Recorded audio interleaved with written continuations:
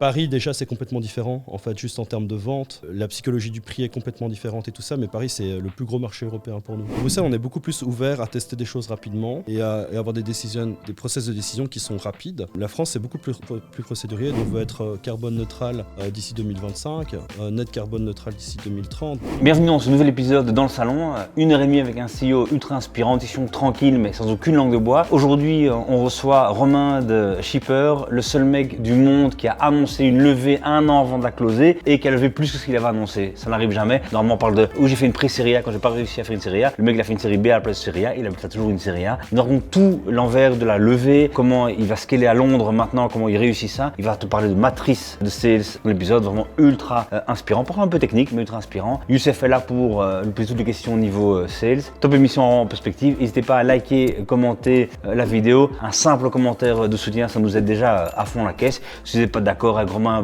balancez-le aussi. Un grand merci, bonne émission.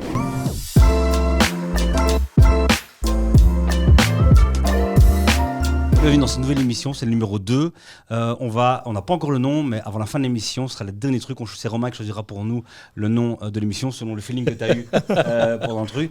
Beaucoup de responsabilités quand même pour toi. Ouais, un grand pouvoir implique de grandes responsabilités. Exactement. Donc toi Romain, merci beaucoup d'être venu aujourd'hui, d'être là. Merci de me recevoir. CEO de Shipper, je le disais dans un autre moment pas enregistré, t'es venu il y a 1 an et demi, 1 an ? Ouais, 1 an et demi, ouais. T'étais une start-up qui allait devenir une scale-up, tu l'étais déjà évidemment, mais souvent scale-up c'est aussi certifié par la levée, les nouveaux territoires et tout, et là bam c'est arrivé, c'est très rare en temps si court qu'on vive ça, et surtout tu avais annoncé ta levée avant, on va beaucoup parler de ça aussi. Ok.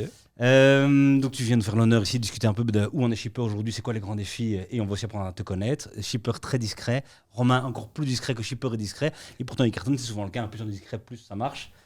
Ou alors si on devient discret c'est qu'il n'y a plus rien qui marche. C'est encore une autre question. Et on est avec Youssef ici. Youssef, présente-toi pour les gens qui ne connaissent pas encore. Donc moi je suis le cofondateur du Lead Club. On est spécialisé dans tout ce qui est acquisition B2B et on travaille avec Startup Vie sur cette émission et sur des formations et on s'entend super bien, donc on va travailler vraiment souvent ensemble. Belle histoire quoi. Magnifique. C'est ça qu'on a envie de te dire. Romain, donc Shipper, si tu peux nous refaire le pitch d'abord. Ouais, gens, évidemment. on peut voir sur ton pull, mais... Alors, Shipper, c'est une marketplace qui est spécialisée dans le same day delivery, donc la livraison du jour même, c'est-à-dire qu'on prend en charge la marchandise et qu'on la livre durant la même journée. On s'adresse à toutes les entreprises et on les connecte en fait à un réseau de partenaires livreurs professionnels. On fait ça aujourd'hui à Bruxelles, à Paris et on est en train de se lancer sur le marché londonien. Très très propre. Particularité, pourquoi on avait envie de te voir aussi aujourd'hui, c'est que tu as fait un truc que je n'avais jamais vu avant. C'est que tu avais annoncé, au fait, je vais lever. Ouais. C'était ça. Ouais. Et si je ne me trompe pas, c'était pas le montant que tu as levé pour finir. Ouais. Et souvent, quand tu vois, on annonce 10, on lève 5. Ouais. C'est une pré-seed, c'est une pré-série A, c'est une, tu vois, mais là, toi, tu as levé plus. Ouais, exact. Ouais. On a annoncé 7, on a fini par lever 10 finalement. Donc tant mieux. L'appétit vient en mangeant, quoi. Effectivement. Tu veux un peu nous raconter comment ça s'est passé, comment tu arrivé à lever plus? Alors, donc, je pense que la première chose, c'est juste que quand on a annoncé 7, on savait qu'on avait surtout l'ambition de vouloir dupliquer notre modèle à de nouvelles villes. On n'avait pas encore fait, je pense, tous les maths derrière de exactement ce qu'on voulait achieve et du coup le capital nécessaire pour pouvoir achieve ces différents éléments. Et puis après, ce qu'on a fait, c'est qu'on a travaillé un nouveau business plan qui était très ambitieux et qu'en travaillant ce business plan très ambitieux, en fait, on s'est rendu compte que le besoin de financement dont on avait réellement besoin pour accomplir ça, c'était 10 millions d'euros. Et ensuite, on est parti avec nos bâtons de pèlerin sur la route des VC. Donc, en gros, tu avais annoncé sans avoir encore assez bien travaillé ton plan financier. Ouais, exact. Je savais que, en fait, ce qu'il y a, c'est que tu as un peu les montants que tu es capable de lever en fonction de tes précédentes levées. On dit souvent, entre les tours, tu dois faire x3, x5. C'est ça qui monte la belle croissance, quoi, grosso modo. Donc, nous, on s'est dit, OK, on sait qu'on sera quelque part entre peut-être 5, 7. En retravaillant, on a fait une super belle année aussi. Donc, l'équipe avait bossé de dingue, ce qui fait que on a pu être aussi plus ambitieux que ce qu'on avait en tête au tout début, quoi. Alors, des acteurs belges, ouais. SFPI très très rare. Ouais. Est-ce qu'ils viennent de recevoir l'argent du plan de relance ou même pas encore, c'était avant, mais de se concentrer un peu maintenant sur la mobilité. Ouais. Et surtout un fonds anglais. Exact, ouais. Comment t'as cherché celui-là ?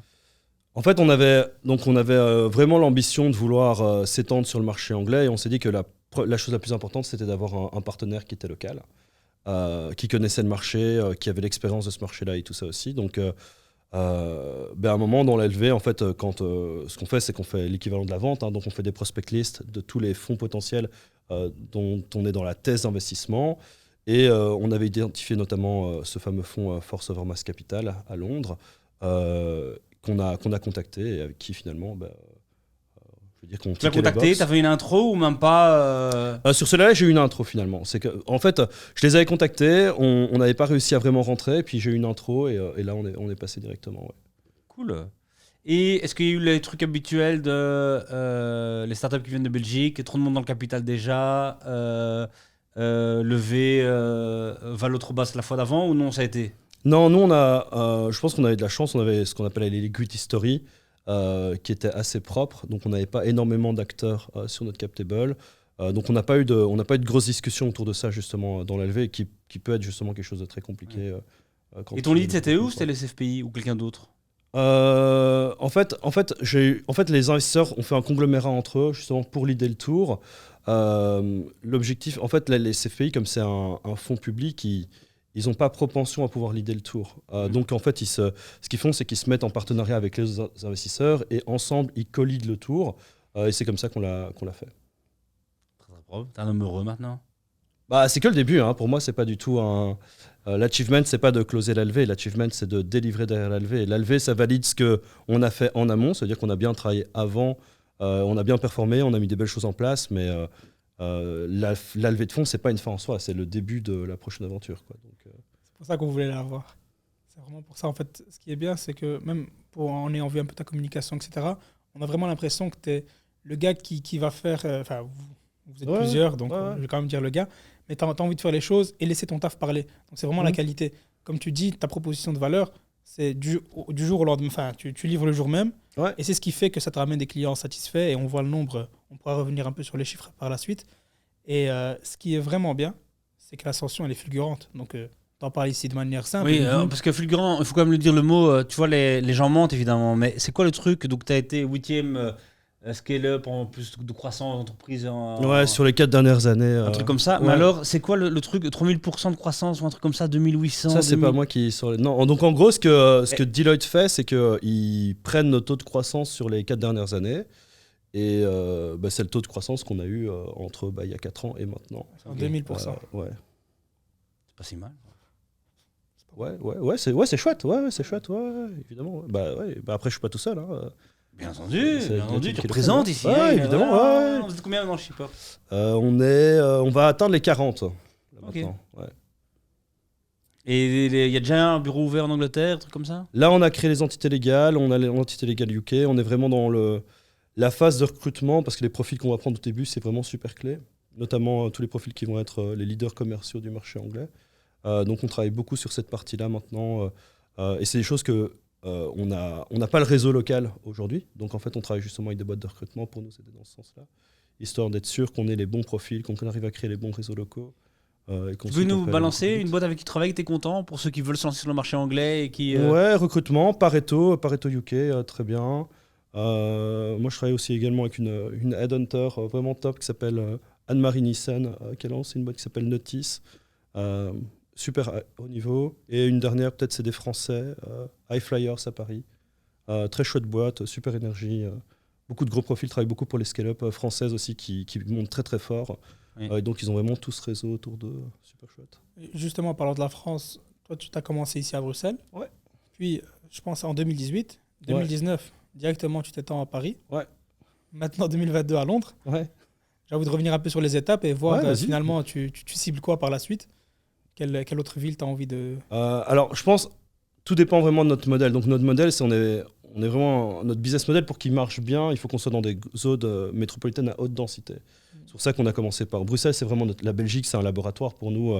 C'est un marché qui est petit, qui est dense, sur lequel les distances sont pas trop élevées, sur lequel tu peux trouver tu as plein de langues différentes. C'est un marché très cosmopolite aussi, donc on peut apprendre beaucoup de choses rapidement, on peut faire des tests facilement. Paris, déjà, c'est complètement différent, en fait, juste en termes de vente. La psychologie du prix est complètement différente et tout ça, mais Paris, c'est le plus gros marché européen pour nous. Donc c'est pour ça qu'on a commencé à aller par là. Tu as vu quoi comme différence, par exemple? super bête, je sais pas, un Parisien, il commence par un prix discounté. Donc par exemple, la manière dont il regarde le prix sur une propale, c'est s'il n'y a pas un prix barré, il ne le regarde pas. Non, mais ça paraît stupide, mais genre si tu le sais pas au début, Ouais, tu passes à côté de client. tu passes à côté de clients, quoi.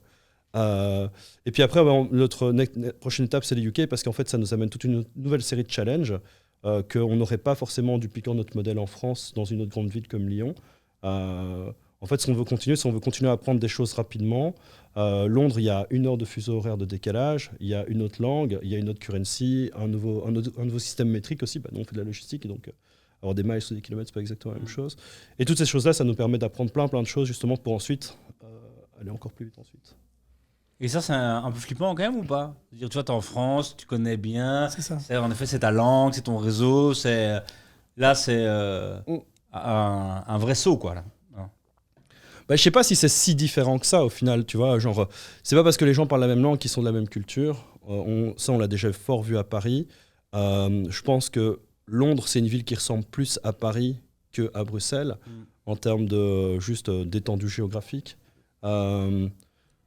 Moi, je trouve pas ça flippant. C'est plutôt hyper excitant comme moment, quoi. C'est un moment où on peut apprendre plein de choses. C'est là aussi où tu vas tester des nouvelles choses, etc., etc. Donc non, moi je suis plutôt hyper enthousiaste, quoi. Je suis très excité par le fait de. Cool. T'as gardé cette âme d'enfant qui est vraiment cette curiosité, cette envie d'apprendre. Ouais, Et puis on le voit même, parce que la sécurité, franchement, comme a dit Thierry, tu descends à Marseille ou à Lyon. Ouais. Et voilà, ton chiffre d'affaires serait, on va dire, c'est plus simple à avoir. Après, je pense qu'il faut voir aussi ce qui t'anime toi en tant qu'entrepreneur, tu vois. Genre, moi, ce qui m'anime, c'est le fait d'apprendre rapidement des choses. Ce qui m'intéresse, c'est la croissance. Le meilleur moyen d'apprendre, c'est pour moi, d'aller à Londres, quoi. Qu'est-ce que tu as appris, on va dire, au début? Je sais bien que tu as appris plein de trucs, mais on va dire, voilà, le passage de Bruxelles à Paris, et maintenant de Paris à Londres. Déjà, il y a plein de choses qu'on va faire complètement différemment. Tu vois, je pense qu'au tout début, Touf Paris, à la taille où on était, ton objectif, c'est de réussir à montrer que tu sais générer rapidement de l'attraction, que tu sais opérer, mais le faire proprement ou pas proprement, c'est pas très important à ce moment-là. Ce que tu veux, c'est juste aller vite. Donc, tu le fais un peu en mode cow-boy, quoi. Tout est pas prêt, les processus sont pas prêts. Non, même pas forcément brûler du cash, mais genre, vraiment la manière même dont tu attaques le marché, tu vois. Tu vas passer beaucoup moins de temps sur des analyses de, OK, quelles sont mes meilleures typologies de segments de clients, où est-ce qu'ils sont situés géographiquement, comment je vais créer mes communautés de partenaires dans notre activité, par exemple, tu vois. Qu'aujourd'hui, c'est des choses qu'on fait hyper fort pour Londres. On prend beaucoup de temps à analyser les choses pour être sûr qu'on est focus. Je pense que la première fois, on n'était peut-être pas assez focus, et c'est normal, on devait apprendre des choses rapidement, mais je crois que le jeu de l'entrepreneur, c'est cette dualité qui nous oppose entre on est hyper créatif, on a envie de résoudre plein de problèmes, et à côté de ça, si on n'est pas focus, en fait, on va jamais faire avancer bien notre business, quoi. Donc je pense que là maintenant, le jeu, c'est focus. C'est ça ton plus gros apprentissage après avoir lancé Paris? Ouais, c'est un des plus gros, ouais, c'est genre d'être super focus, ouais, clairement. Et t'as les mêmes concurrents à Paris qu'à Londres, pas du tout? Là aussi, ça change? Non, ça change complètement. Le marché londonien, ce qui est intéressant, c'est que c'est un marché qui est beaucoup plus mature. On avait déjà vu que Paris était plus mature que Bruxelles en termes de mobilité et tout ça. Par exemple, à Londres, tous les players, ils ont d'office une offre de marché qui est sustainable. Okay. À Paris, ça commence à arriver, en Belgique pas du tout. Donc je pense qu'il y a bien 6 ans d'avance sur le marché anglais par rapport au marché belge et 3 pour le marché parisien. Quand même. 6. Ouais, je crois, ouais, 5, 6, quelque entendre. chose comme ça. Ça fait mal, hein, ouais. Ouais, Ça fait mal. Nous, on prend ça plutôt de manière positive parce que du coup, on prend ça comme des learnings qu'on va pouvoir dupliquer sur Paris et sur Londres. Mais ouais, c'est un marché qui est plus avancé. C'est ça qui est intéressant aussi, du coup. Et on va reparler de... En fait, non, on va quand même continuer sur la boîte. On fera le truc après. Ouais. Parce qu'avant l'interview, je dis putain, on est plus structuré. Parce que moi, je pars toujours dans tous les sens, d'accord? Je suis pas très focus. Je dis à Youssef, viens dans l'émission, mais tu vas nous aider à garder. Et puis là, la première émission qu'on fait avec quelqu'un qui n'est pas structuré du tout, Marvin, qu'on salue ici, pas structuré, en tout cas, qui aime bien partir, le bon mois, la prochaine et tout. Et Youssef qui l'emmène encore ailleurs, je savais, on va jamais y arriver. Et si on fait la chose, c'est pas grave. 9 gigas de rush. Julien, ça va jamais aller. Mais non, il semble à quoi ton département sales là? Justement, comment tu fais l'acquisition aujourd'hui? Comment ça marche? On divise toute la vente en inbound, outbound. Pour ceux, je sais pas, si vous êtes familier de ça, quoi. C'est résumé. Inbound, c'est du ads, du SEO, etc., qui te font rentrer des leads, prospects ou suspects potentiels pour Pour tes commerciaux, outbound, c'est toi qui vas reach. Donc, tu fais des listes de prospects, de comptes, etc., etc. Et c'est toi qui vas les contacter avec tes commerciaux. Nous, on fait énormément d'outbound sales, surtout en grandissant de plus en plus, parce que c'est un moteur d'acquisition sur lequel on a bien la main aujourd'hui, sur lequel surtout on peut mesurer nos retours sur investissement, nos ROI, etc., etc. On peut se focus aussi beaucoup plus du coup sur la typologie de compte qu'on va amener. On est en train de retravailler notre inbound justement parce qu'on est... En fait, il nous faut des listes. En fait, idem, comme je parlais tantôt du focus, le jeu, c'est aussi que tes sales soient hyper focus sur les bons segments de clients, la bonne taille, les bonnes typologies, etc., etc. Donc aujourd'hui, mon équipe commerciale à Bruxelles, c'est 2 commerciaux, j'en ai 3 à Paris, et par contre, c'est des équipes qui sont en train de grandir très très fort. Donc là, on est en train de recruter 6 nouveaux sales à Bruxelles, 4 nouveaux postes ouverts aussi à Paris, 6 nouveaux postes ouverts à Londres. Très beau ça. Et tu ouvres dans les territoires. Enfin, à chaque fois, tu fais pas tout à partir d'ici. Pourquoi tu as fait ce choix-là, par exemple? Ouais. Écoute, pendant le Covid, en fait, ce que j'ai fait, c'est que comme j'avais pas la capacité de pouvoir aller à Paris former des commerciaux, j'avais des commerciaux en Belgique que j'avais formés qui vendaient uniquement en France. Ça marchait pas trop mal. Je pense que c'est surtout un truc de, à un moment, pouvoir quand même aller chez tes clients. Nous, on vend de la logistique, on est fort, nos decision makers, c'est fort des logisticiens, des gens opérationnels qui sont vraiment des gens du terrain. À un moment, ils ont besoin de nous voir aussi pour voir un peu la qualité qu'on est capable d'apporter. Mais ouais, donc on a des antennes qui sont locales, on a une antenne, on a des bureaux qui sont dans chacun des différents pays. Ok, et tu as tous ces commerciaux, il y a des head of sales Maintenant, justement, nos commerciaux qui sont les plus seniors sont en train de passer head of sales maintenant. Ok. Justement et ça c'est tout le travail aussi, c'est tout ce travail de report, comment est-ce que les account exécutifs reportent au head of sales, comment le head of sales reporte au chief of sales ou à moi aujourd'hui. Donc ça c'est tout un travail qu'on fait évidemment. Puis après tu as vraiment ta structure de vente quoi. Donc c'est est-ce que tu prends des SDR, tu prends pas des SDR, est-ce que des account exécutifs qui font tout. Toi t'as pas de SDR? Moi j'en ai eu historiquement. Honnêtement pour l'instant c'est quelque chose que j'ai mis en stand-by. Ok. Parce que je trouve que le métier de SDR, c'est un métier qui n'est pas bien valorisé dans le cycle de la vente. Et donc, en fait, c'est un métier qu'on donne fort à des sales qui sont juniors, mais c'est une des parties les plus dures de la vente. En fait, processer ton need research, donc ta recherche des besoins, et tes propositions commerciales, etc., etc. Si tu as des bons process, ça, c'est assez facile. Avoir le bagou et l'expérience pour savoir passer le gatekeeper, pour pouvoir trouver le bon decision maker dans une grosse organisation, c'est vraiment compliqué. Et moi, j'ai fait des tests avec des freelance SDR, justement, mais qui sont beaucoup plus seniors, et ça marche bien. Okay. Donc aujourd'hui, sur du junior, très compliqué, sur du senior, beaucoup mieux, mais par contre, comme c'est un métier qui n'est pas bien valorisé aujourd'hui dans la vente, ce serait dur de trouver des seniors SDR, du coup. Ouais. Et c'est quoi un cycle de vente chez toi? Qu'est-ce que tu veux dire? Comment ça se passe du début à la fin? Tu vas pas closer, c'est une marketplace. Comment ça marche? Ça dépend. Donc justement, si c'est de l'inbound, le client il peut être capable de s'inscrire directement sur notre plateforme tout seul. Il met ses moyens de paiement et hop, il est parti. Donc là, il peut le faire sans aucun contact de notre côté. Par contre, sur des gros comptes clients, là, on fait vraiment du démarchage commercial. Ensuite, on étudie leurs besoins. Des fois, on prend leurs data aussi. Mais ressemble à quoi ton démarchage? Tu peux un peu nous dire Tu veux dire en prospection? Ouais, ça. C'est quelque chose sur lequel on a beaucoup travaillé justement parce que cette idée c'est qu'au fait au tout début c'est facile, hein, tu prends ta canne à pêche et tu tires dans tous les sens et tu regardes quoi, où ça mord. Maintenant en fait ce qu'on fait c'est on a des matrices qu'on fait tourner sur nos clients. On a une matrice qui s'appelle la RFM. Attends, déjà tu nous fais rêver, on a des matrices, ok, déjà. Merci incroyable, pour le niveau. Je t'en prie. On sait pas ce qu'il y a derrière, c'est comme l'IA, c'est pas grave. Ça fait, tu vois, ok, matrice, ok, scale up, ok. J'ai pas dit matrice, respect, j'ai dit matrice. Il a dit matrice. Personne n'a encore jamais dit ici, donc ça fait plaisir. Je t'en prie, okay. Nouveau mot sur le glossaire. Et après, c'est quoi matrice qui tombe sur nos? Donc la matrice, en fait, on l'a fait tourner sur l'ensemble de la base client. Ouais.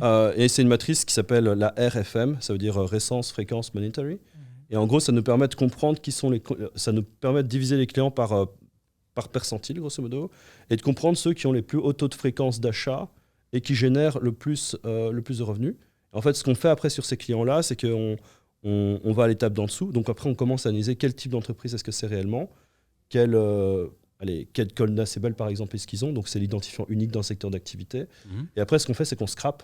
Donc en gros, on scrape des bases de données qui contiennent l'entièreté des entreprises qui ont ces codes NAS, parce qu'on sait qu'ils ressemblent très fort au type de prospect qu'on veut. Et puis après, on filtre. Donc après, on va dire, OK, on va s'adresser uniquement aux entreprises qui ont, je sais pas, plus de 20 salariés, qui sont situées dans telle zone géographique et qui ont, je sais pas, tel capital aujourd'hui. De là, on a ce qu'on appelle des business opportunity lists qu'on donne ensuite aux commerciaux. Quoi. Et comment tu disais donc RFM, c'est ça? RFM, ouais. Récurrence, achat, je sais plus quoi, non, c'était pas. Récence, fréquence, monetary. Incroyable. Il n'y avait pas un truc de je regarde qui sont mes clients qui achètent les entreprises qui achètent le plus souvent, c'est ça? Mais du coup, c'est ça que ça te donne à la fin, quoi. En fait, ta RFM, ça te permet de classer par percentile les sociétés qui ont les caractéristiques d'achat que tu recherches le plus, quoi. Ok. Moi, je crois que tu viens de justifier ta levée de fonds. Ouais. Là, tu viens de donner. Je t'en prie. Non, mais je sais que t'attendais un peu que je te dise tu l'as mérité ou pas. Ben voilà, je te dis, tu l'as mérité. Très, très bravo. Ok, donc les commerciaux savent ça. Et ça, par exemple, ça, parce que quand même, Matrice et tout, c'est venu quand? Là, il y a un an. Depuis le début, vous êtes si structuré là-dedans? Non, c'est pas possible. Non, en fait, au début, nous, je pense, quelque chose qui a fait une grosse différence chez nous, c'est quand on a commencé à vraiment pouvoir avoir quelqu'un qui fait de la data pure en interne. Son titre, c'est quoi? Tu dis? Son titre, c'est quoi? C'était data analyst à l'époque. Okay. Ouais. C'est quelqu'un qui a fort grandi chez nous, justement. Et le fait de pouvoir avoir justement de la data et pouvoir commencer à être très pragmatique sur ce qu'on fait, ça a changé énormément de choses, quoi. Donc du coup, on a pu se dire, ça te permet d'être focus et d'avoir aucun gut feeling. Donc c'est juste, tu prends des décisions pragmatiques et tu avances dans la direction qui correspond le mieux à la boîte. Tu as pu faire ça après combien de temps? Ça fait 1 an et demi, je pense. D'autres boss font ça, t'ont inspiré ou c'est un truc Lui, il l'avait fait dans des précédentes vies, le data analyst en question, justement. Donc, on a réutilisé ça. Et puis après, en fait, je pense que tu dois juste lire tout le temps. Enfin, moi, j'aime bien Je crois qu'il y a 2 choses. Notre challenge en tant que jeunes entrepreneurs, c'est qu'on doit grandir aussi vite que nos boîtes, d'un point de vue personnel et d'un point de vue soft skill, hard skill. Moi, je crois beaucoup au truc de... tu deviens un peu les bouquins que tu as lus il y a 3-4 ans. Donc, tu bouffes beaucoup du bouquin. Et l'autre, c'est il faut avoir des mentors, quoi. Il faut avoir des mecs qui ont déjà fait ça et qui vont t'aider à franchir des étapes en te racontant des histoires parce qu'ils ont déjà été confrontés à Chick ou à Chuck. C'est qui tes mentors, toi? Je peux pas donner leur nom comme ça, mais c'est des mecs qui sont... c'est soit des mecs qui sont plus âgés que nous, hein, qui ont, je sais pas, entre 55 et 65 ans, qui ont été... souvent CEO fondateurs de sociétés, qui ont fait des belles exits, qui ont eu des boîtes qui ont été leaders dans leur domaine. Pas forcément que de la tech, parce qu'en fait, toutes les sociétés, c'est les mêmes. On doit tous vendre plus, on a tous des problèmes de recrutement, on doit tous mieux gérer nos talents, on a tous des problèmes de cash flow, etc. Donc, et pourquoi tu peux pas donner le renom? Parce que tu n'as pas en tête là maintenant ou parce que c'est secret? Ah non, c'est juste que j'ai pas envie qu'ils soient floudés après, les pauvres. Ah ouais? Bah ouais. On a besoin de se connaître des gens inspirants. Tu peux en parler, c'est quand même, quelqu'un qui a un peu du public. Non. Oh. C'est sérieux quoi, ça, c'est sérieux? Bah non, mais c'est juste que genre par respect pour eux, enfin tu vois, je sais pas s'ils ont envie d'être mentionnés, donc si c'était le cas, ils le feraient, tu vois. Ok. On le dira off et on les ramènera ici.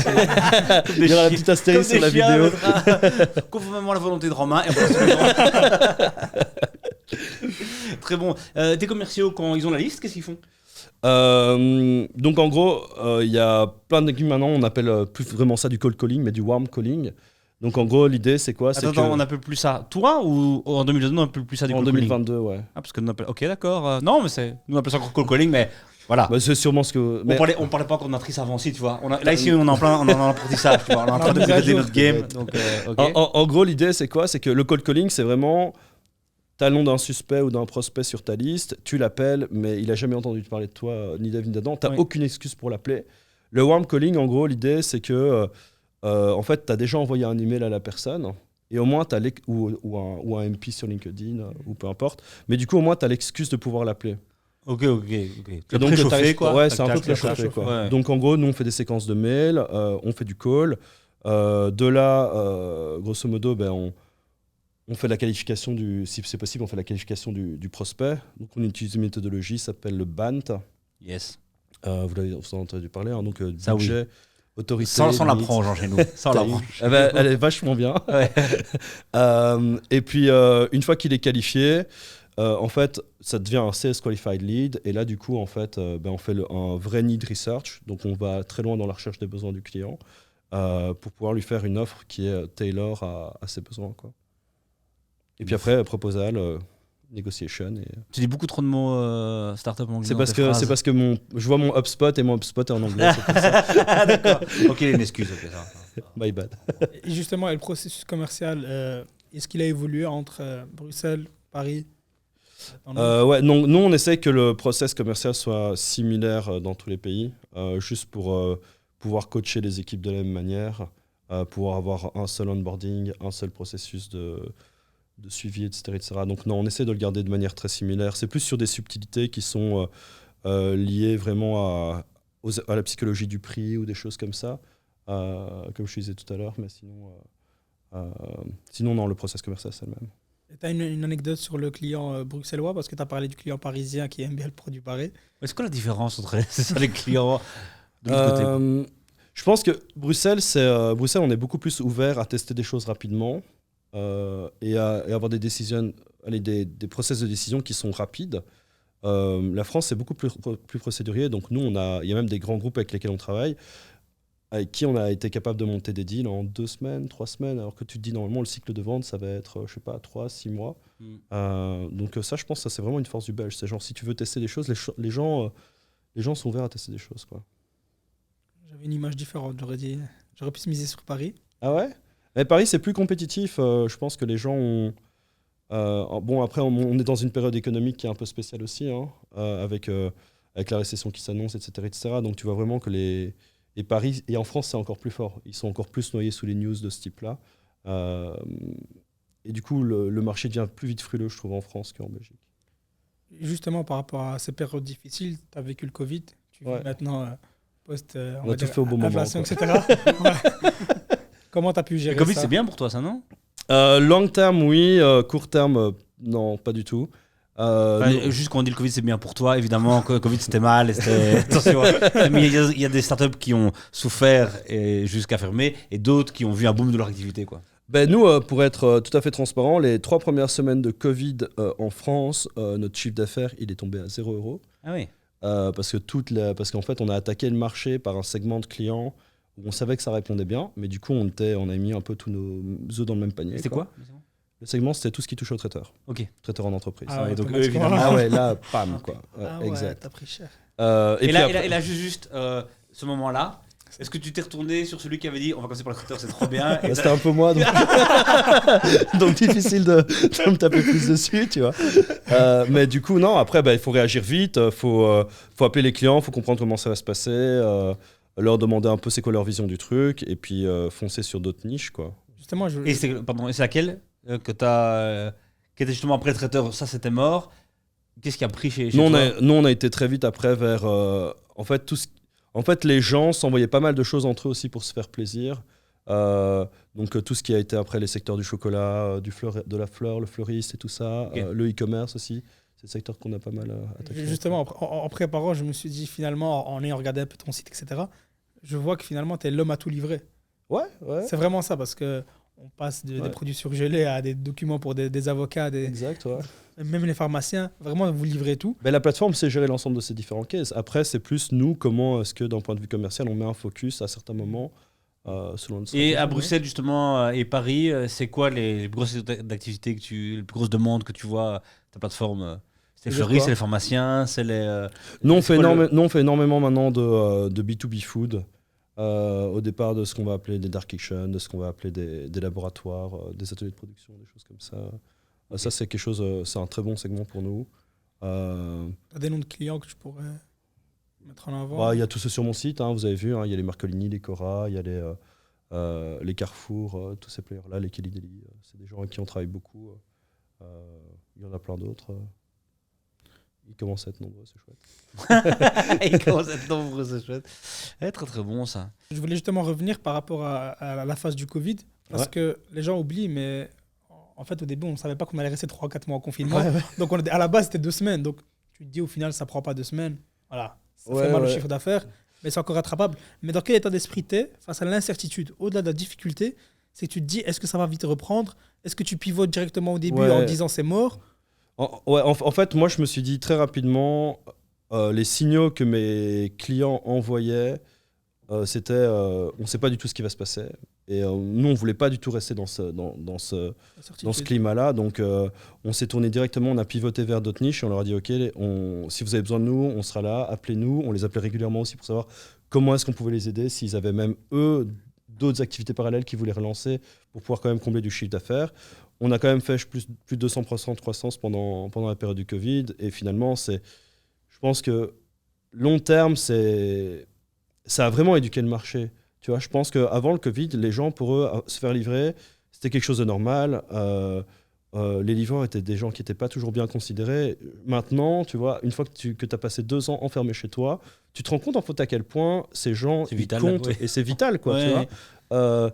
Et ça a éduqué aussi le marché à... En fait, c'est normal de payer ma livraison. C'est normal de payer un prix pour ça. C'est un service dont j'ai besoin. Et donc, long terme, en fait, ça a vraiment éduqué le marché dans le bon sens pour nous. Et aussi, j'ai l'impression, corrige-moi, mais j'ai vraiment l'impression que l'éducation du marché, au-delà de la considération du livreur, mais il y a des habitudes qui n'étaient pas là avant. Personne ne se faisait livrer, enfin, on se faisait livrer de la nourriture, mais à une fréquence beaucoup plus faible. Après, tu vois, ça c'est vrai, mais c'est vrai pour le B2B2C. Donc, chez nous, les donneurs d'ordre, c'est toujours des entreprises qui vont livrer peut-être leurs clients particuliers. Donc, pour ces clients-là, c'est vrai. Pour tous nos partenaires qui sont purs B2B, c'était une habitude qu'ils avaient déjà avant. C'est juste qu'on change la manière dont ils le font, quoi. On leur demande de la flexibilité, de la réactivité, en digitalisant l'activité. Tu parlais des offres où il y a déjà à Londres des départements pas de départements, mais que des offres sustainable, tu sais, tout. C'est quoi pour toi le futur du last mile en termes de...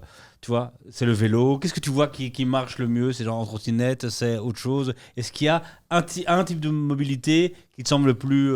Non, mais en fait, le truc qu'il y a, ce qui est important, c'est surtout le volume de marchandises que tu veux transférer. Tu vois. En B2B, faire de la livraison à pied, de la livraison en trottinette, c'est pas possible, quoi, tu vois. Je pense que le vélo cargo, ça va devenir un mode de livraison qui va être de plus en plus utilisé, clairement. Je pense que tout ce qui est petit véhicule EV, electric vehicle, ça va vraiment boomer. Nous, on a dans notre philosophie aussi d'entreprise, c'est des choses qui sont très fortes. On a des gros engagements par rapport à ça. On est en train de passer notre B Corp Assessment, qu'on espère avoir d'ici fin 2024. On veut être carbone neutral d'ici 2025, net carbone neutral d'ici 2030. Donc, nous, on sent vraiment que les villes, et on veut aider les villes aussi à devenir plus vertes, quoi, clairement. Et donc, ok, le vélo cargo. Et tu vois, il y a il n'y a pas longtemps qu'il y a des investisseurs qui reviennent acheter tous les entrepôts pourris autour des villes en disant ça va être des entrepôts de relais, tu vois. Ça, c'est le pur last mile. Ouais, qu'il y a peut-être plus le tout grand entrepôt loin, mais que maintenant on commence à avoir des entrepôts un peu partout qui permettent aussi d'avoir des moins gros véhicules qui partent. En fait, l'idée, c'est que les villes ne veulent plus avoir de véhicules lourds qui rentrent dans les centres urbains, ce qui est hyper logique pour la congestion, etc. etc. Donc, en gros, il y a plein de grands hubs maintenant qui sont périurbains, vraiment en périphérie des villes. Et puis maintenant, une nouvelle tendance aussi, c'est d'avoir on appelle ça du micro-hub intra-urbain, d'avoir du coup des plus petits points relais dans lesquels on va livrer des quantités de marchandises qui sont moins importantes, mais pour faire du last mile ensuite. Ouais. Ça, c'est une grosse tendance et c'est le cas dans tout, à Londres, à Paris. C'est en train de commencer à Bruxelles. Mais... Justement, en termes de mobilité, parce que Londres, Paris, on va dire, ils se ressemblent un tout petit peu en termes de mobilité, mais par rapport à Bruxelles, on est encore loin. Ouais. Comment est-ce que... Parce qu'ici, toi, tu as aussi l'aspect double acquisition, c'est-à-dire qu'il y a le côté B2B, mais aussi les partenaires qui vont vraiment faire la livraison. Comment vous faites maintenant sur le marché londonien, parisien? Là, on est en train de le lancer, donc on est en train de faire tous nos tests et tout ça en même temps, évidemment. Mais quand je dis que le marché il est beaucoup plus mature, la maturité de marché, elle vient et des clients et des suppliers, quoi. Donc les suppliers, donc les livreurs, ont beaucoup plus de véhicules légers ou de véhicules électriques aussi au UK que typiquement en Belgique ou en France. Plus avancé par là, quoi. Et donc là-bas, tu veux te professionnel quand à Londres? Début 2023. Et tu t'attaques aussi aux traiteurs, tu vois, c'est ça, tu recommences. C'est quoi la strat pour Londres? Non, donc forcément on a identifié certains secteurs d'activité sur lesquels on sait qu'on performe bien et on va essayer de dupliquer ce qu'on fait ici avec certains partenaires et puis après on va essayer tout simplement de pénétrer les niches de marché où on est fort ici, où notre proposition de valeur elle score bien. Je pense qu'après C'est quelle niche que tu le dis pas là bon, tu dis... Ouais, hein, t'as eu marché. fort. Hein. Ouais, Non, comme je disais, ça va être encore beaucoup de la food. Je pense que ça va être tout ce qui va être fresh food, Ok. B2B. C'est vraiment les premiers secteurs. Tout ce qui va être médical aussi, c'est des secteurs qu'on va regarder très vite. Et puis après, je pense qu'il faut voir un peu c'est quoi ton objectif avec Londres, tu vois. Genre, par exemple, nous, on veut vite montrer aussi une traction de marché. C'est quelque chose qui est important si tu veux déployer plus vite après. Oui. Du coup, tu dois aussi réfléchir dans ton pipe de vente, c'est quoi mes types de deals Close qui ont des vite, cycles de vente court, plus quoi. ou moins longs, à quel moment je dois les amorcer, si je veux avoir des résultats à tel ou tel Ouais. moment. Donc, Et tu as envie d'aller, on va dire, tu réfléchis déjà au futur. Qu'est-ce que tu as envie d'attaquer après Londres? Est-ce qu'il y a déjà des idées? ouais, évidemment, on a une roadmap. Hein, on a notre premier goal, c'est on veut devenir European leader du same day delivery. Donc en gros, on veut attaquer d'autres grandes agglomérations sur le marché européen. Ça, c'est vraiment notre idée. C'est pas mal, ça c'est le premier objectif. Il est déjà pas mal. Ouais, bah ouais. Il y a un c'est deuxième quoi. chouette. Ouais, bah oui. Le Ouais. deuxième, c'est devenir un global player, quoi, évidemment. Excuse-moi. Bah non, mais Ah, ça enfin, fait il plaisir. faut rester Mais ouais, ambitieux. t'as quoi. raison, t'as raison. Tu vois, j'ai pas dit qu'on y arriverait, j'ai dit que c'était un C'est objectif. qui les gros quoi, tu vois. concurrents chez toi? Ça dépend des marchés. UK, Gopher, France, ça va être des Stuart, ou beaucoup de PME familiales aussi. Donc des groupes qui sont pas digitalisés ou qui sont pas tech-rooted dans la manière dont ils ont attaqué leur marché. Ça, tu vas racheter ça. Non, je pense pas qu'on est sur des modèles d'acquisition. Je crois qu'on va, Ok. on va les avoir Donc ça comme marchait, il y avait la place pour plusieurs personnes. ultra fragmentés comme marché. Ouais. Ouais. Pourquoi t'es meilleur que Stuart par exemple? On n'a pas la même proposition de valeur. Donc je pense qu'on a des plateformes qui peuvent être similaires, mais on va pas regarder le client ou le marché de la même manière. Stuart, ils vont avoir une ADN très express, vélo. Puis maintenant, ils ont été rachetés par DPD Group, Géopost en France. Nous, on va avoir un spectre d'éléments sur lesquels on peut agir dans le portefeuille logistique du client qui est très large, et on veut faire de la livraison qui est ultra qualitative. Ça, c'est hyper important pour nous. Donc on va se différencier sur des éléments de qualité, des éléments de support, de suivi et des choses comme ça. Cool. On peut revenir, je sais, tu me dis si c'est bon, on peut revenir un peu au début. Quand tu as lancé Shipper, t'étais qui? T'avais quel diplôme? Est-ce que t'avais un diplôme? T'avais quel âge? Ça, à la base, comme ça, on Ouais. le dit aux Ah gens. ouais, ouais, À la base, on voulait recommencer, comme je t'ai dit au début, Ouais. la ligne du temps. Mais bon. Ta première boîte? Voilà. Première boîte, ouais. Bah, j'ai 32 ans, donc c'était ma première. C'est toujours ma première boîte. Ouais, donc à l'époque, je travaillais dans une agence digitale. J'étais directeur de projet, je faisais du mobile et du web. On lance la boîte avec les co-founders. On a tous entre 23 et 26 ans. Il y a combien de temps ça? Ça, c'était il y a 6 ans. Ok. Ouais. Enfin, à ce moment-là, c'était pas encore Shipper, c'était pas encore. Ça s'appelait même pas Shipper. Hein, on était juste des copains en train de boire des bières dans mon salon. Hein, on va pas se mentir. C'était ça. Mais c'était déjà l'idée ou pas? Parce que la Smile Delivery, il y a 6 c'était ans, pas du personne tout. sait ce que c'est. C'était l'idée en fait, c'était j'ai acheté mon appart avec ma compagne et grosso modo l'idée c'était de se dire nous on a commandé toutes nos fournitures en ligne, on en a marre de passer tous nos samedis matins en gueule de bois à la poste, on a envie de pouvoir se faire livrer où on veut quand on veut. Ça c'était le pitch de base, c'était l'idée de base et ça s'appelait Bring à l'époque. On fait une incubation, on apprend les techniques de la exact Nest Up. Petit hommage quand même pour tous ces gens qui ont Wonderful. fait ça à cette époque incroyable. Hein. Et grosso modo, on apprend les techniques de lean management, on apprend l'interview, on va interviewer plein de gens dans les rues, tout le monde trouve notre idée géniale, personne ne veut payer, on se dit ok, banco, pas de Putain, mais business. ça peut toujours comme ça. C'est le punchline de l'émission. Est-ce qu'il est appelé à tous les startups quoi. Tout ça génial, c'est génial. T'as répondu à mon Goalform? Ouais, j'ai répondu, j'ai dit que c'était trop bien, ton enquête. Mais tu veux payer? Ah, c'est bien. Exact, vraiment ça quoi, nada niente que dalle. Et Ouais. puis en gros de là, on se dit mais en fait on va interviewer les entreprises, on rencontre les entreprises et on se rend compte qu'il y a vraiment un pain quoi, et que en plus ils ont une ligne PNL qui est leur logistique cost, etc. Donc il y a vraiment des choses qu'on peut faire avec eux. On est très lean dans notre ADN depuis le début, donc on se dit ok, on va pas du tout développer le produit, on va essayer de développer le business. On construit un PowerPoint. C'était moi le commercial de la team à ce moment-là. Je vais démarcher des clients, on leur fait la need research, etc. Donc, vraie histoire, il n'y a rien, quoi. Il y a PowerPoint. Il Ouais. n'y a pas encore de solution derrière, quoi. Ah non, mais ça je leur disais à la fin, mais oui. Mais je vendais, hein, et en gros, et on a fait 60 000 euros de revenus comme ça, quoi. Donc, Mais non. ouais. Donc en gros, ce qu'on faisait, c'est on On vendait, et puis au moment où on disait OK, on commence, ben moi je disais par contre le produit est toujours en cours de développement. Non mais non, attends, ça c'est faux. Tu vendais et puis quand t'avais vendu, tu disais. Le produit est toujours en cours de dev, ouais. Et en gros, je disais vous avez une spreadsheet qui est dédiée. Donc en gros, ils avaient tous accès à une spreadsheet qui reprenait un formulaire un formulaire de livraison. Pas mal, hein. Et en gros, dès qu'ils faisaient une modif, on recevait un email sur hello@shipper.io. Et puis le lendemain matin, par contre, c'est nous qui faisions la livraison. Ah oui, ok, ça. Et donc Quentin et moi, on a fait 1000 livraisons comme ça. Puis Non, après, ouais, l'équipe qui faisait la livraison, quoi. Ouais. Toi, au début, tac. Ouais, moi je prenais ma caisse. et puis Quelle j'allais voiture faire les c'était? livraisons. Une Citroën C1. Très bon, on la remercie. Ouais, RIP.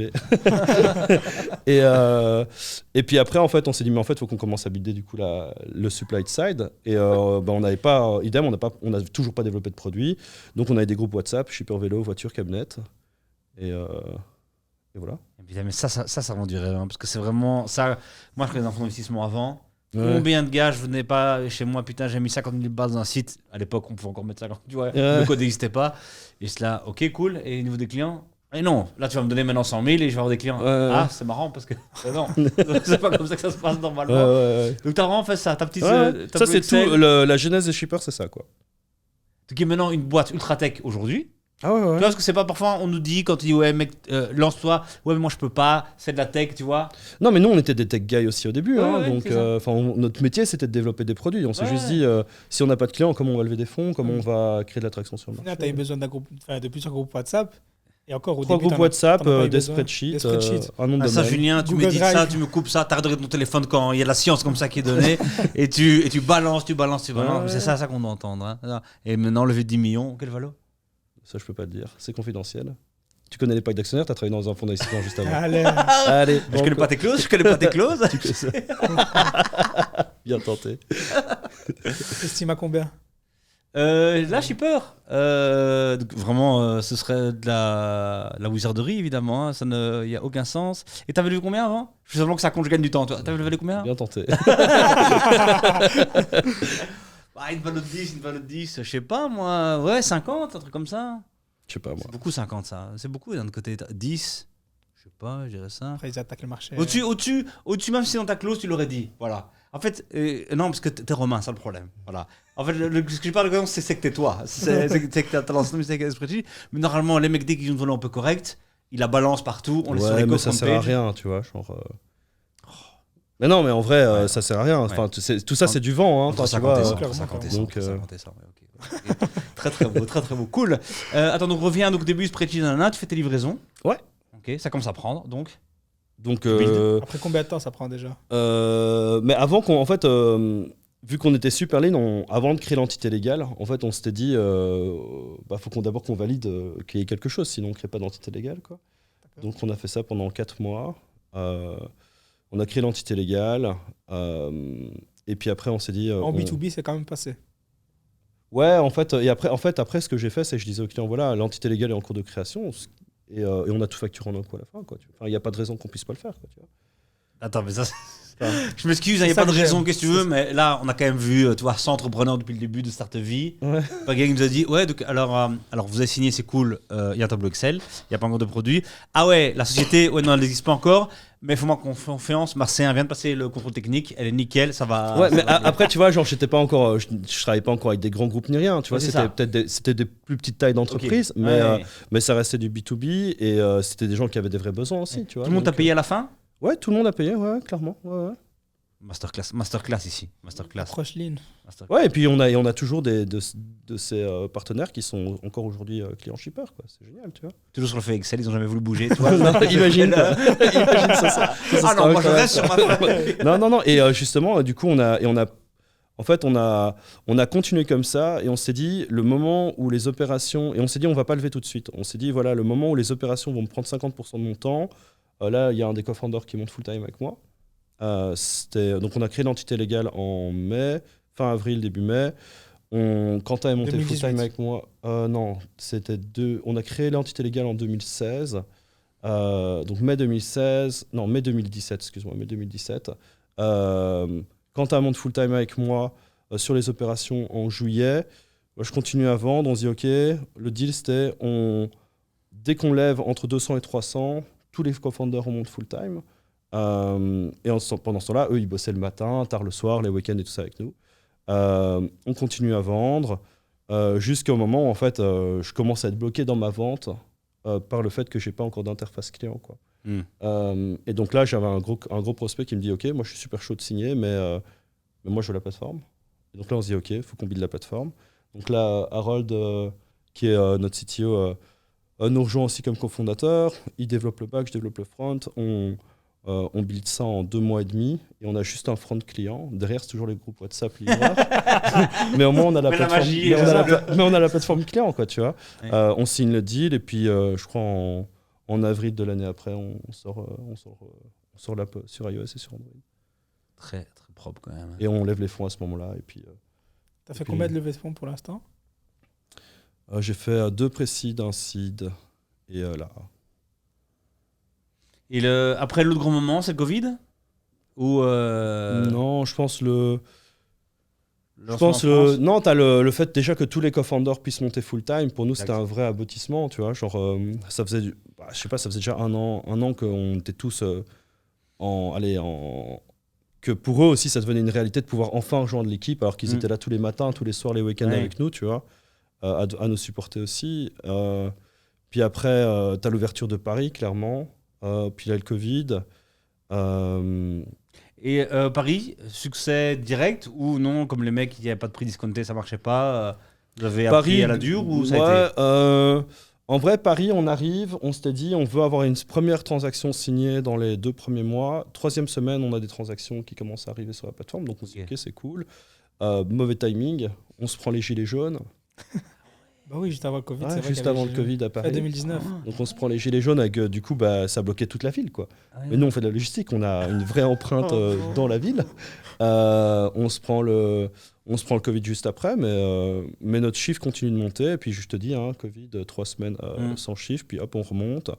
Voilà, on continue d'apprendre, quoi. Donc, On continue d'apprendre, et ça c'est beau, quoi. Est-ce que ce tableau Excel existe encore, toi? Est-ce qu'il y a encore Ouais. quelque part? Est-ce qu'il est imprimé? Est-ce qu'il y a un cadre? En vrai, maintenant, on le montre dans tous les onboarding des team members de l'équipe. Dans les onboarding, en gros, on explique la jeunesse de la La boîte. philosophie aussi, truc. Ouais, parce qu'en fait, on veut garder cet esprit lean. C'est pas parce qu'on grandit qu'on veut arrêter d'avoir cet esprit-là. On veut tout le temps l'avoir. Il faut qu'on valide des hypothèses critiques, qu'on teste des choses. Et c'est hors de question de se lancer. On n'est pas une banque. On va pas se lancer dans des projets de développement d'1 an, 6 mois même. C'est hors de question, quoi. Donc, yes. Ouais, donc on le montre toujours fièrement. On est ultra fiers de ça. C'est hyper drôle comme histoire. Julien, mets-nous au tableau Excel à un moment. Shipper dessus, mais n'importe quoi. c'est un peu la star de la vidéo, désolé, c'est pas toi, c'est ce tableau Excel. Ah non, t'inquiète, pas de soucis. Tu nous l'envoies. Moi, sans ce tableau Excel, j'étais rien, donc super cool. Tu vois. Il nous a bien T'as aidé. tout donné, quoi. Toi, tu as dit no code avant le code, ça c'est beau. Ouais, je sais pas si c'était avant, mais en tout cas. Ouais. Avant que ce soit le truc. Non, mais c'est très, très, très, très pro d'avoir commencé comme ça. Est-ce qu'on n'irait pas sur les questions un peu. Lesquelles Moi, j'avais encore des questions par rapport à la levée de fonds. Ok. Juste, voilà, on parle souvent des avantages de levée de fonds. Qu'est-ce qu'il y a comme inconvénient?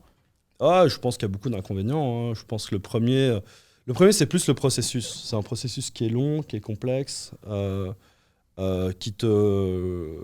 pense que nous, on doit être juste tout le temps focus en tant qu'entrepreneur. La levée de fonds, quelque part, en fait, ça te défocus. Parce que pendant ce temps-là, t'es pas sur la boîte tout le temps. Donc, clairement, il y a ça. Je pense que la levée de fonds, par contre, c'est un bon processus pour le fait aussi de mettre de l'ordre dans ta boîte. Tu as plein de due diligence, surtout quand tu arrives dans des levées avec des gros montants. Les due diligence, c'est aussi des moments où tu fais des gros clean-up, toute ta boîte devient super clean, tu sais que tu coches les cases aussi. Mais je dirais le gros truc, c'est que c'est un process qui est long, qui est dur, qui est en plus dans un climat aujourd'hui macroéconomique qui est un peu incertain.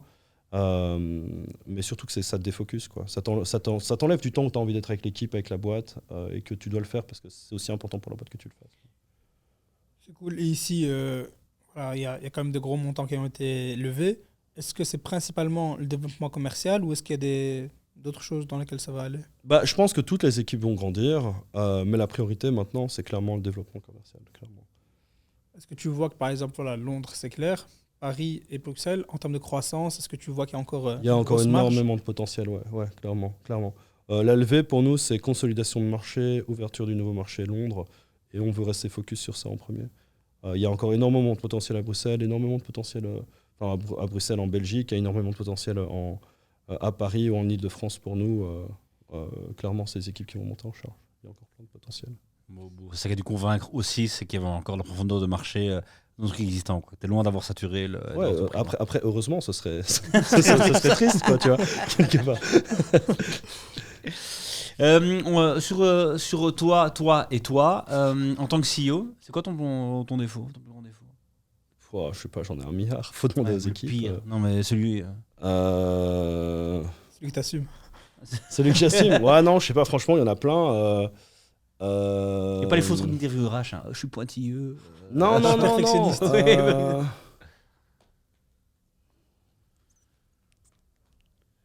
Je pense, genre, c'est. Bah après, c'est genre. C'est très dur de m'avoir, quoi.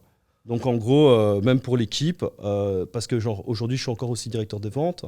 J'ai mon rôle de CEO, du coup, j'ai genre des éléments stratégie, funding, et des éléments où, vraiment, genre, je suis encore un peu chef d'orchestre, / coordinateur des teams. Et je pense que c'est très frustrant pour les équipes de pas pouvoir avoir tout le temps les plages de temps qu'ils ont besoin ou qu'ils voudraient avoir avec moi. Et ça, mais ça, je pense que c'est inhérent à tous les CEO, en vrai. Alors, moi, j'ai dit un truc tout à fait différent. Moi, j'ai vu que l'équipe était bien plus heureuse. Plus je suis occupé, justement, avec des trucs de funding et de sales.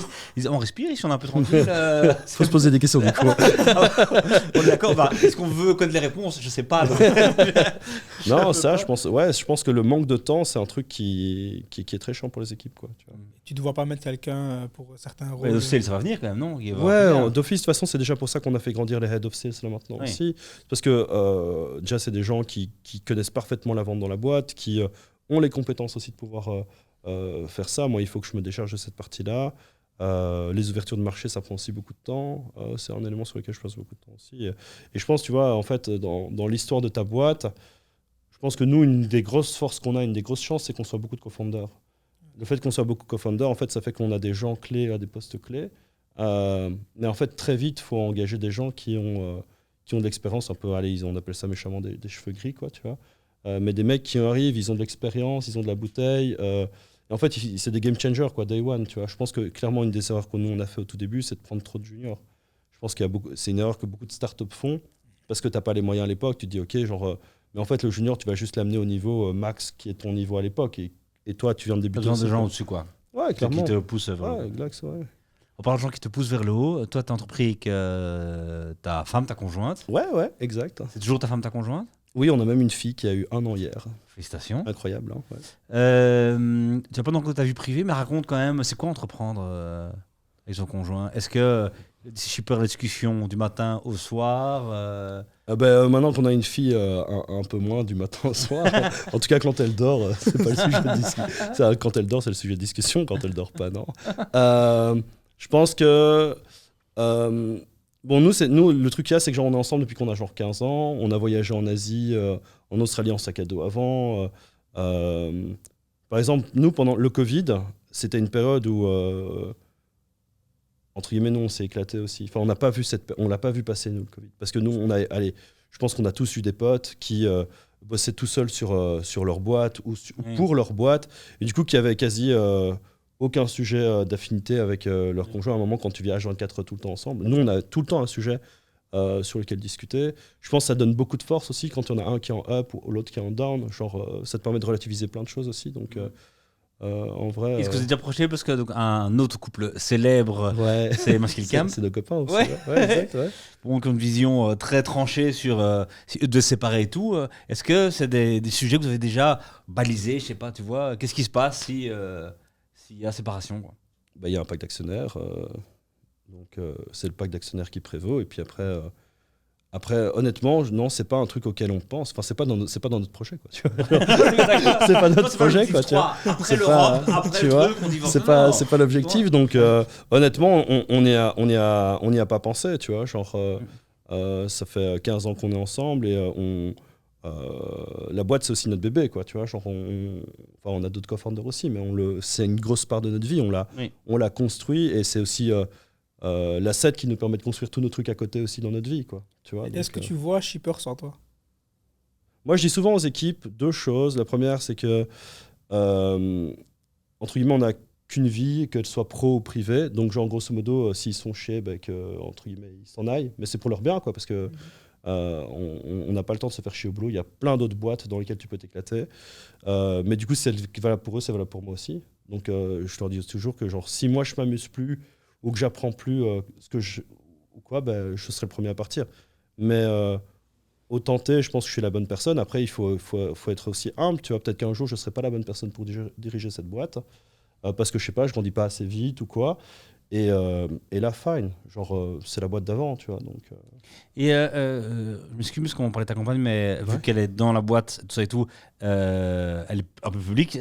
Son prénom, son nom Alexina Smet, hein. Et son job dans la boîte? C'est la COO. Ok. Comment elle est CEO et toi CEO? Comment ça s'est...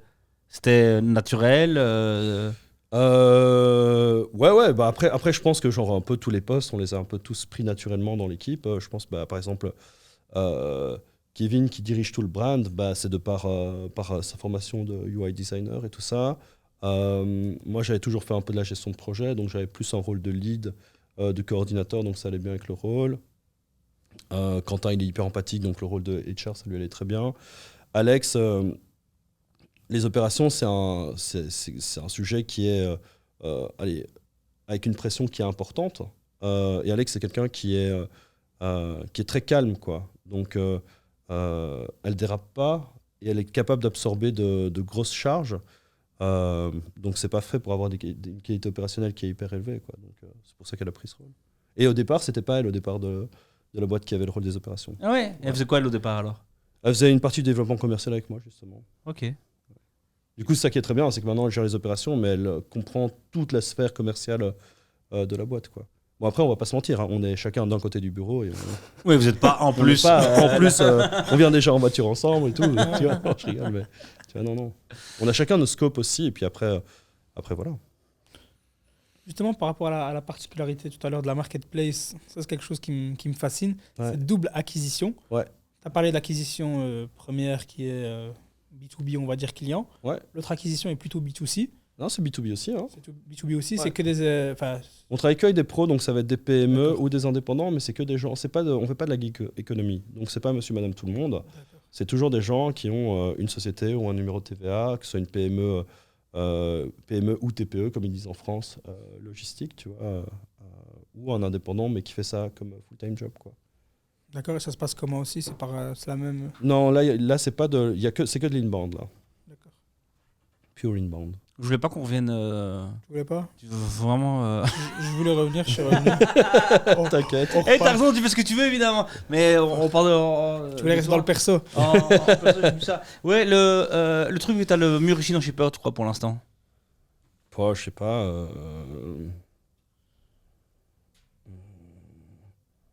Je pense qu'on a une chouette culture d'entreprise en vrai. Je pense que les gens qui sont chez nous sont bien chez nous. Et même, tu vois, le fait que tous les founders, enfin, tu vois, moi je me souviens au tout début qu'on voulait lever, beaucoup de fonds disaient ah mais vous êtes beaucoup de fondateurs, quoi. Genre ça fait beaucoup de problèmes potentiels au niveau d'equity, etc. Pour nous c'est une vraie force, tu vois, d'être beaucoup et de toujours s'entendre aussi bien.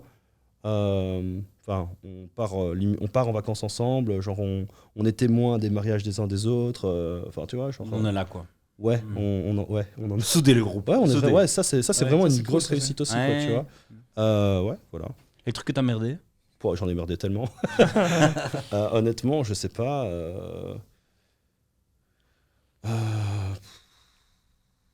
Je sais pas, genre, enfin, t'emmerdes plein, enfin, t'emmerdes tout le temps. Et heureusement, t'emmerdes tout le temps, sinon t'apprends pas, quoi, tu vois. Mais je sais pas si je devais t'en sortir un comme ça.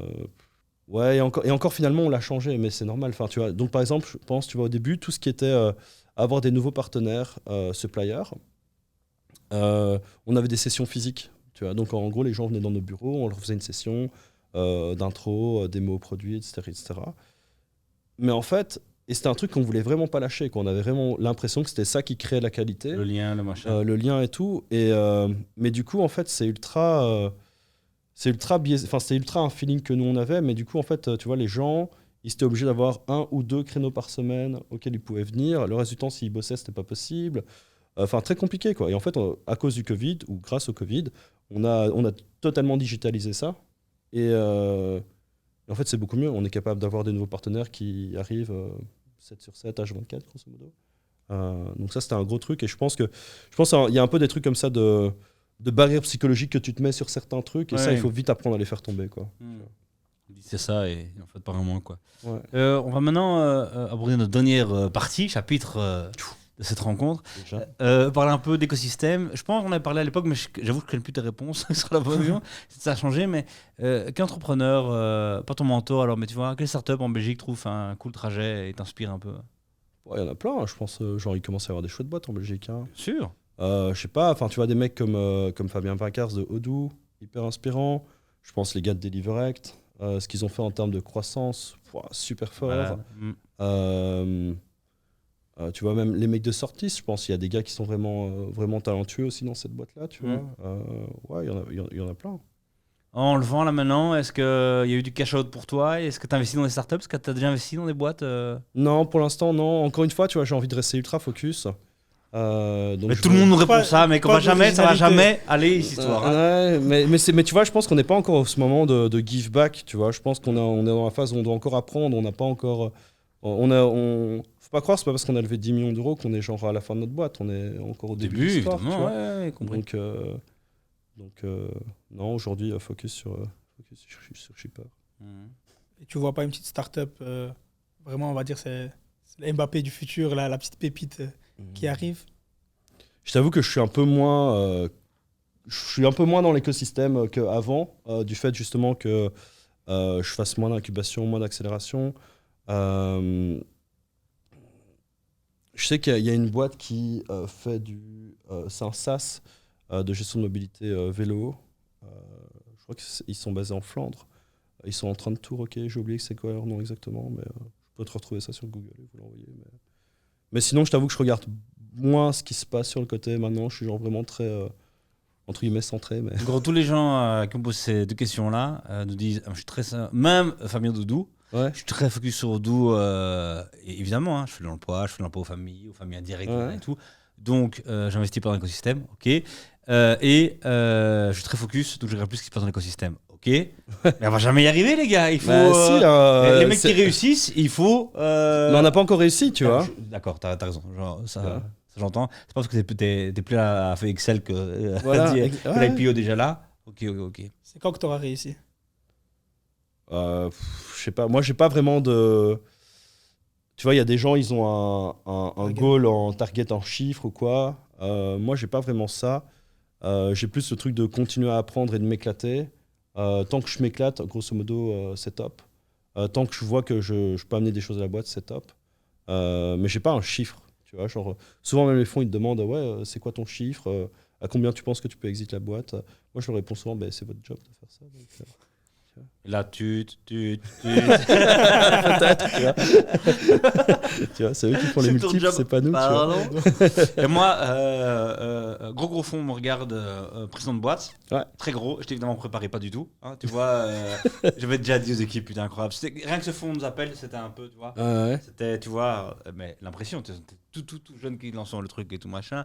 Donc toute la boîte au courant, ce qu'il faut jamais faire, que je rencontre ce fond-là, comme s'il a laissé un chèque. Moi, évidemment, ça se passe évidemment très mal. Et il me dit, ouais, après le vous lancez quel pays? J'en avais aucune idée, mec. Tellement j'étais à la ramasse. Il dit, je sais pas, toi, qu'est-ce que tu. Et là, je voyais, c'est la micro. Ok, on part. Mais j'avais raison. Hein, là, c'était pas. T'étais pas prêt à ce moment-là, quoi. J'étais pas prêt, quoi. J'étais vraiment pas prêt. J'avais essayé, là, mais c'est ton métier, non? Ça n'a pas marché. La France, l'Angleterre, qu'est-ce que tu. Très bon. Ok, ça on a fait l'écosystème. Qu'est-ce que tu peux... Ouais, vas-y. Jeune entrepreneur qui débute. Ouais. C'est vraiment cette dernière phrase ici, dans cette émission, avant la levée de 20 millions, de 30 ou de 40, ou en tout cas ton rachat, ton exit, je sais pas quoi. Qu'est-ce que tu conseilles à un jeune entrepreneur qui se lance là maintenant? Ouais, lean, vendre. S'il y a des ventes, il y a de l'attraction, tout est plus facile après, quoi. Carré, nickel, c'est bon. Youssef, t'as une question? Pas sur le business, hein, mais on m'aimerait pas avec... On va partir sur justement... tout à l'heure, tu as parlé de ça et on voit que le concept de lean, il t'a vraiment façonné. Ouais, moi, je suis parti dans le lean. Ouais. Est-ce que... il y a le fameux livre de Lean Startup. Est-ce qu'il y a d'autres livres qui t'ont...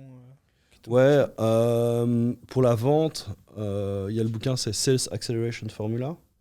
Celui-là, c'est par le VP Sales de HubSpot, qui était le premier employé de HubSpot. Et ce qui est intéressant, c'est que souvent la vente, on pense que c'est un métier pour les cow-boys, alors qu'en fait, c'est un métier il y a une science derrière la vente, quoi. Donc, lui, ce qui est intéressant, c'est que c'est un ingénieur de formation et du coup, il a ingénieré la vente. Donc ça, hyper bien pour tout ce qui est recrutement de vendeurs, technique de vente, etc., structuration des pipes, qualité que tu cherches chez un vendeur. Il y avait quoi d'autre? Il y a celui de Aaron Ross, c'est quoi? Predictable Revenue, sur justement comment générer des revenus prédictifs dans tes ventes, dans ta société, les choses que tu dois mettre en place et tout. Ça, c'était un autre gros bouquin qui m'a pas mal choqué. Et puis après, ouais, lire des bouquins sur le customer success, lire aussi juste des bouquins juste d'autres entrepreneurs, tu vois. Genre moi j'ai lu Shoe Dog de Phil Knight sur l'histoire de Nike. Moi ça m'a hyper inspiré ce bouquin. The Everything Store from A to Z de Amazon, le bouquin sur Jeff Bezos. Je trouve que c'était hyper inspirant aussi. Parce qu'en fait on se rend pas compte, mais toutes les boîtes qu'il y a autour de nous, toutes les marques connues, il y en a très peu qui ont commencé et qui ont réussi sans un moment devoir faire des augmentations de capital, avoir des convertible notes, des long-term loans et tout ça. Et une fois en fait, que tu te rends compte de ça, tu te dis mais en fait c'est normal, si je veux faire quelque chose qui grandit très vite, tu es obligé d'avoir du capital, quoi. Tu vois, donc ouais, ça c'est les quelques bouquins que j'ai à vous faire. Nickel. On va rester là-dessus. Merci beaucoup. Je t'en prie. Tout ça. Merci à vous. Ça te fait Excel, nom de Dieu. Ça te fait Ah, Excel. c'était terrible. Cette légendaire feuille Excel. Nickel. Écoute que, évidemment, tout soit bien avec Shipper, ce qu'on te souhaite. Vraiment classe le move d'avoir annoncé ta levée sans l'avoir déjà closé, parce que c'était pas une fausse, je me trompe pas. Hein. Non, pas closé à ce moment-là, c'était pas le faux truc. Non, on avait levé 2 millions à ce moment-là, donc non, on nous avait juste demandé la question si on aurait une prochaine. On a dit qu'on aurait une prochaine de 7 millions. Propre. Tout, merci mec, merci beaucoup. Merci à toi. C'était top. Merci. Merci à vous d'avoir regardé cette émission. Merci Youssef, évidemment, pour ces bonnes questions, ces préparations, tout ça, quoi, évidemment. Hein. Surtout pour le prochain épisode. N'hésite pas à aller voir le nouveau site de Shipper qui arrive. Il sort quand le site? Fin décembre, normalement. Fin décembre. Nouvelle DA. Incroyable. Incroyable. À plus!